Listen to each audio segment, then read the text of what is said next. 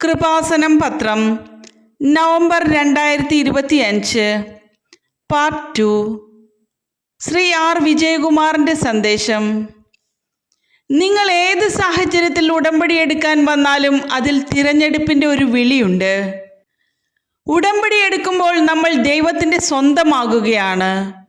യാക്കോബ് 4:8 ദൈവത്തോട് ചേർന്ന് നിൽക്കുവിൻ, അവിടുന്ന് നിങ്ങളോടും ചേർന്ന് നിൽക്കും. ദൈവത്തിലേക്ക് അടുക്കുന്നതാണ് ഉടമ്പടി. മത്തായി 6:8 നിങ്ങൾ ചോദിക്കുന്നതിന് മുമ്പ് തന്നെ നിങ്ങളുടെ ആവശ്യം നിങ്ങളുടെ പിതാവ് അറിയുന്നു. ദൈവത്തിൻ്റെ തിരുമനസ് അന്വേഷിക്കുക, ബാക്കിയെല്ലാം നിനക്ക് ചേർത്ത് നൽകപ്പെടും.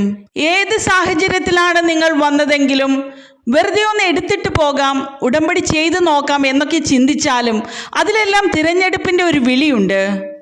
ഉടമ്പടി എടുക്കാൻ വരുന്നവരുടെ ലക്ഷ്യം ഈ 6 നിയോഗം നടക്കാനുള്ളതല്ല. നമുക്കെല്ലാമുള്ള പ്രശ്നം എന്തെങ്കിലും ചോദിച്ചാൽ അപ്പോൾ ലഭിക്കണം. മർക്കോസ് 11:24 അതിനാൽ ഞാൻ പറയുന്നു, പ്രാർത്ഥിക്കുകയും യാചിക്കുകയും ചെയ്യുന്ന എന്തും ലഭിക്കുമെന്ന് വിശ്വസിക്കുവിൻ, നിങ്ങൾക്ക് ലഭിക്കുക തന്നെ ചെയ്യും. നീ ചോദിക്കുമ്പോൾ തന്നെ ലഭിച്ചു എന്ന് വിശ്വസിക്കുക. അതിൻ്റെ കൂടെ ഈശോ പറയുന്ന അടുത്ത വചനം, നിനക്ക് ആരോടെങ്കിലും ക്ഷമിക്കാനുണ്ടെങ്കിൽ അവരോട് ക്ഷമിക്കുക. അപ്പസ്തോല പ്രവർത്തനങ്ങൾ 26:20 തെളിവോടെയാണ് അനുദപിക്കേണ്ടത്, പ്രവൃത്തിയിൽ കാണിക്കണം. യാക്കോബ് 4:3 ചോദിച്ചിട്ടും നിങ്ങൾക്ക് ലഭിക്കുന്നില്ലെങ്കിൽ അത് നിങ്ങളുടെ ദുരാശകളെ തൃപ്തിപ്പെടുത്താൻ നിങ്ങൾ തിന്മയായിട്ടുള്ളവ ചോദിക്കുന്നത് കൊണ്ടാണ്. ക്ഷമിക്കണമെങ്കിൽ കൃപ വേണം.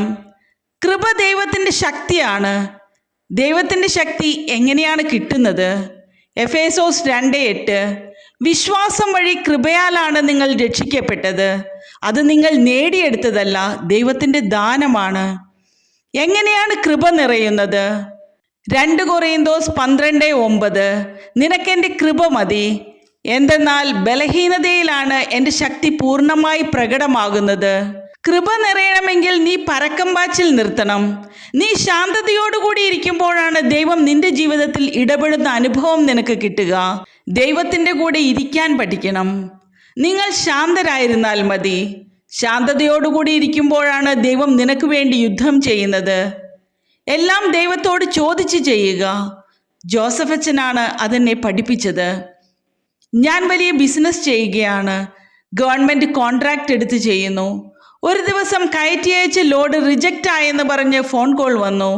ഉടനെ അടുത്ത കോൾ, ചെക്ക് പോസ്റ്റിൽ നമ്മുടെ വണ്ടി പിടിച്ചിട്ടിരിക്കുകയാണ്, വലിയ പെനാൽറ്റി ഇടും, പെട്ടെന്ന് റിപ്ലൈ കൊടുക്കണം.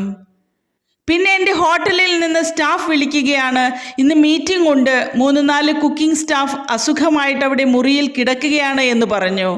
ഞാൻ വലിയ ടെൻഷനിലായി. ഞാൻ 2 മൊബൈലും ഓഫ് ചെയ്ത് 1 മണിക്കൂർ ഇരുന്ന് കൊന്ത ചൊല്ലിക്കഴിഞ്ഞ് മൊബൈൽ ഓൺ ചെയ്യുമ്പോൾ 400 ചാക്കുള്ള ആ ലോഡിൽ 2 ചാക്ക് മാത്രമേ റിജക്റ്റ് ആയിട്ടുള്ളൂ. ബാക്കിയെല്ലാം ആക്സെപ്റ്റ് ആയെന്നും ചെക്ക് പോസ്റ്റിൽ 500 രൂപ മാത്രം വാങ്ങിച്ച് വണ്ടി വിട്ടുവെന്നും ഹോട്ടലിൽ മീറ്റിംഗ് നന്നായി നടന്നു, ചൈനീസ് കുക്ക് എല്ലാം സോൾവ് ചെയ്തു എന്നും പറഞ്ഞു.